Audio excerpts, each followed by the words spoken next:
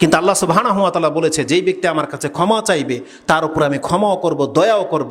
দয়াটা কিভাবে বুঝবেন আপনি বলেন? সুবহানাল্লাহ, এটা তো ক্ষমা। আল্লাহ বলছে তোর জীবনের সমস্ত পাপকে জমা করে দিয়ে আমার কাছে ক্ষমা চা, আমি ক্ষমা করে দেব। দয়াটা কি? দয়ার জন্য একটা খুতবা লেগে যাবে। একটা শুধুমাত্র আমি আয়াত বলবো, সুবহানাল্লাহ, যেটা বলেছিলাম সূরা ফুরকান 69-70 নম্বর আপনি পড়েন। আল্লাহ বলছেন যারা আল্লাহর সাথে নাফরমানি করেছে তাদেরকে শাস্তি দেবে, কঠিন শাস্তি দেবে।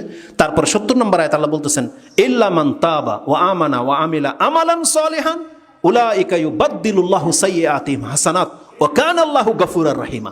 এই আয়াত আল্লাহ সুবহানাহু ওয়া তাআলা বলছেন, তবে যারা তওবা করে ফিরে আসবে এবং সৎকর্মে লেগে যাবে, আল্লাহ বলছেন ওর জীবনের যত পাপগুলো আছে আমি এটা নেকি দিয়ে পরিবর্তন করে দেব। এটা কেন করবে আল্লাহ? ওখানে আল্লাহ এই কথাই বলেছে, ওয়া কানা আল্লাহু গফুরার রহিমা, কারণ আল্লাহ হচ্ছেন ক্ষমাশীল এবং দয়াবান। একটা আমাদেরকে আল্লাহ ক্ষমা করে দেবে এটা এলান করা হয়েছে, আর আল্লাহ বলছেন কোন ব্যক্তি যদি আল্লাহর কাছে ক্ষমা চায় তার